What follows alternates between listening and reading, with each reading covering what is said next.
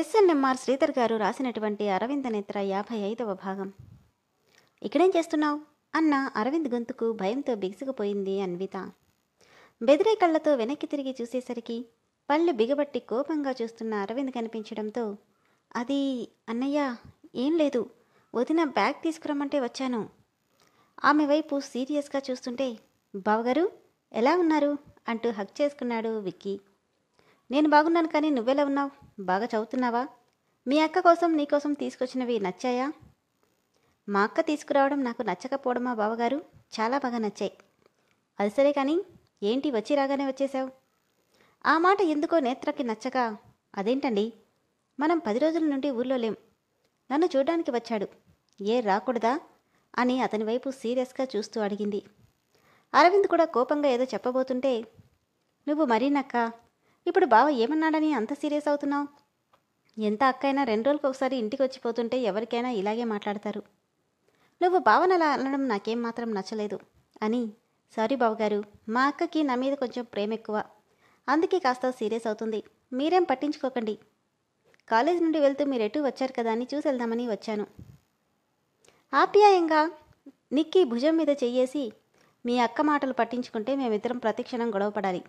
అలాంటిదేం లేదు, కానీ అన్విత వైపు ఓరగా చూస్తూ, నువ్వు మీ అక్క మీద, ఈ ఇంటి మీద కాన్సన్ట్రేట్ చేసి చదువు నెగ్లెక్ట్ చేసుకోకు అంటుంటే, అలాంటిదేమీ లేదు బావగారు, లాస్ట్ ఇయర్ నేను కాలేజ్ టాపర్ని, ఈ ఇయర్ కూడా ఖచ్చితంగా డిస్టింక్షన్ వస్తాను.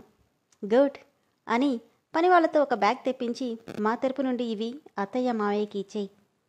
నవ్వుతూ ఆ బ్యాగ్ తీసుకుని, ఈ బ్యాగ్ చూసి మా నాన్న, నీకంటే అల్లుడేనయ్యం, నువ్వు ఉన్నావు, ఇన్నేళ్ల నుండి పెంచుతున్న ఏ రోజు మాకు జత బట్టలు కూడా తెచ్చింది లేదని క్లాస్ స్టార్ట్ చేస్తాడేమో బావగారు అని దీనంగా అంటుంటే, తెలియకుండానే నవ్వేశాడు అరవింద్.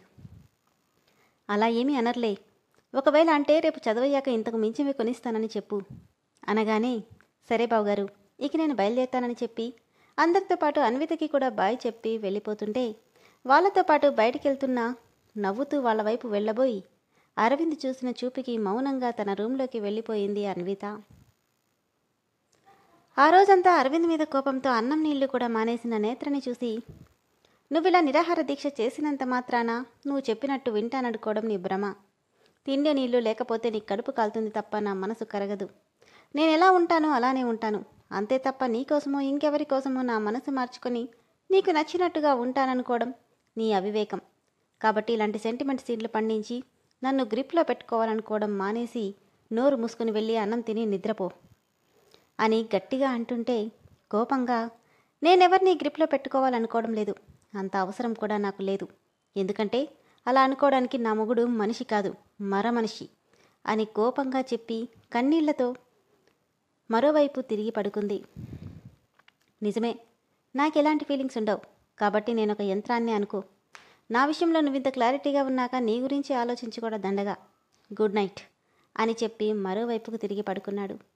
కనీసం మాట వరుసకు కూడా నాకు కేవలం ఫ్రెండ్ మాత్రమే, దీనికే ఇలా సీరియస్ అయితే ఎలా అంటాడనుకున్న నేత్రకి తన ఆలోచన అత్యాశేనని రుజువు కావడంతో, ఇతనితో పెళ్లి కొప్పుకొని తప్పు చేశానా అన్న ఆలోచన మళ్లీ మెదడుని తినేస్తుంటే ఏడ్చి ఏడ్చి అలసిపోయి ఎప్పటికో నిద్రపోయింది. బేసికల్గా అలిగే ఆడవాళ్ళంటే అస్సలు గిట్టుని అరవింద్కి నేత్ర బిహేవియర్ ఇంకా చిరాకు తెప్పించడంతో ఉదయం లేచినా తన వైపు కూడా చూడకుండా పనిలో పడిపోయాడు. రాత్రంతా తిండి నీళ్లు లేకుండా ఏడ్చి ఏడ్చి అలసటకి జ్వరం తెచ్చుకుంది నేత్ర. హలో నందు, నేను ఇంకో 10 మినిట్స్లో స్టార్ట్ అవుతాను, కొత్తగా స్పాన్సర్షిప్కి వచ్చిన కంపెనీ వాళ్ళతో మీటింగ్ అరేంజ్ చేయి అని మాట్లాడుతున్న అరవింద్ రాధమ్మ పిలవడంతో లైన్ కట్ చేసి ఏంటన్నట్టు చూశాడు. నేత్రమ్మకి జ్వరంగా ఉంది బాబు, మూసిన కన్ను తెరవట్లేదు, అసలు స్పృహలో కూడా లేదు. ఒంట్లో బాలేకపోతే చెప్పాల్సింది నాకు కాదు రాధమ్మ, డాక్టర్కి. ఆ పని చేయడం మానేసి నాకొచ్చి చెప్తే నేనేం చేయను? నాకు అర్జెంట్ పనుంది, వెళ్ళాలి, డాక్టర్ని పిలిపించి చూపించు అని సీరియస్గా చెప్పి బ్రేక్ఫాస్ట్ కూడా చేయకుండా వెళ్ళిపోతున్న అరవింద్తో, అదేంటి బాబు, ఒంట్లో బాగలేంది ఎవరికో కాదు, నువ్వు కట్టుకున్న భార్యకి, కనీసం డాక్టర్ వచ్చి వరకైనా ఇంట్లో ఉండొచ్చుగా. అడ్డమైనవన్నీ ఆలోచించి జ్వరాలు తెచ్చుకుంటే నేను చేయగలిగింది ఏమీ లేదు. అనవసరమైన విషయాల్లో వేలు పెట్టడం మానేయమని మీరైనా చెప్పండి అని వెళ్ళిపోయాడు. అతని మనస్తత్వం తెలిసిందే కావడంతో డాక్టర్కి కాల్ చేశాడు మోహన్ రావు. 10 నిమిషాల్లో వచ్చిన డాక్టర్ నేత్రని చెక్ చేసి, నార్మల్ ఫీవర్నే, దేని గురించో స్ట్రెయిన్ అయినట్టుంది. దానికి తోడు ఫుడ్ కూడా తీసుకోలేదని చెప్పారు కదా, దానివల్లే ఫీవర్ వచ్చింది అని చెప్పి ఇంజెక్షన్ చేసి ఇంకో అరగంటలో స్పృహ వస్తుంది, లైట్గా ఏదైనా తినిపించి మెడిసిన్స్ వేయమని చెప్పి వెళ్ళిపోయింది డాక్టర్. అరగంట తర్వాత నేత్రకి మెలకువ రావడంతో, ఏమైంది వదినా, ఉన్నట్టుండి నీకు ఫీవర్ ఎందుకు వచ్చింది, అంతలా ఎందుకు స్ట్రెయిన్ అయ్యావు? నిన్నంతా జర్నీ కదా అన్వి, బాడీ డైల్ అయి ఉంటుంది. నేత్రమ్మా, ఈ ఇడ్లీ తిను. వద్దు రాదమ్మా, తినాలని లేదు. అలా అంటే ఎలా వదినా, మెడిసిన్స్ వేసుకోవాలిగా, తిను. మెడిసిన్సా? డాక్టర్ని ఎవరు పిలిపించారు? ఇంకెవరు, డాడీని. మామయ్యనా? మరి మీ అన్నయ్య? అన్న ఎప్పుడూ ఆఫీస్కి వెళ్ళిపోయాడుగా. బాగలేదని తెలిసినా పట్టించుకోకుండా వెళ్ళిపోయాడని అర్థమై కళ్ళల్లో నీళ్లు చిమ్ముతుంటే కష్టంగా వాటిని ఆపుకుంది నేత్ర.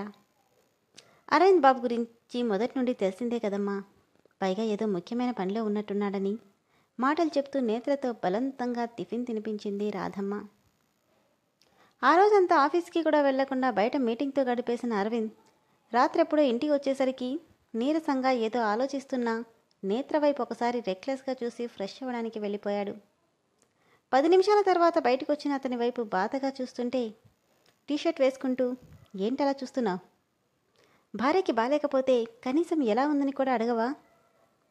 అనవసరమైన విషయాలు కలగజేసుకోకుండా నాకు నచ్చినట్టుగా ఉంటే నీతో నా బిహేవియర్ నార్మల్గా ఉంటుందని ఇప్పటికే చాలాసార్లు చెప్పాను.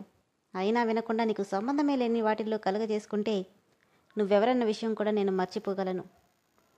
అంటే నిన్నటిదాకా నాతో ప్రేమతో ఉన్నట్టు నటించావా? నేనెప్పుడూ ఒకేలా ఉంటాను నేత్ర, నటించే అలవాటు నాకెప్పుడూ లేదు. నిన్నటిదాకా నువ్వు ప్రేమించావు కాబట్టి నేను అలా ఉన్నాను. నిన్నటి నుండి నీ బిహేవియర్లో చేంజ్ వచ్చింది కాబట్టి నాలోనూ మార్పు వచ్చింది. దట్స్ ఇట్ అని చెప్పి బెడ్కి మరోవైపు తిరిగి పడుకుంటే, 2 నెలలుగా అలవాటైన స్పర్శ మధ్యలో మానేయమంటే ఎలా అని, ప్రతిరోజు తను చెప్పే మాటకి ఏ విలువ లేదని అర్థమవుతుంటే మౌనంగా బాధపడుతూ ఎప్పటికో నిద్రపోయింది నేత్ర.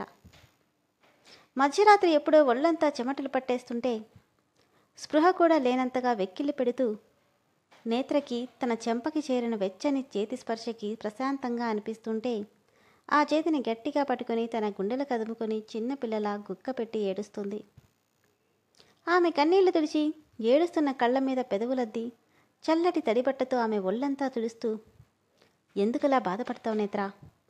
నిన్ను దాటి నేనెక్కడికి వెళ్తాను? అర్థం లేని విషయాల గురించి బాధపడి హెల్త్ పాడు చేసుకోకు అని సౌమ్యంగా చెప్తున్న అతని మాటలకు సరేనంటూ తలూపి అతని చేతులని పెదవులకి ఆనించుకుంది.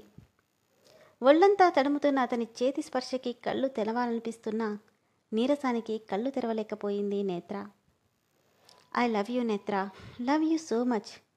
నువ్వు నా ప్రాణం, నువ్విలా ఉంటే నాకు అస్సలు బాగలేదు అంటూనే ఆమె చెక్కిలి మీద ముద్దు పెట్టి తనని చుట్టుకుని పడుకున్నాడతను.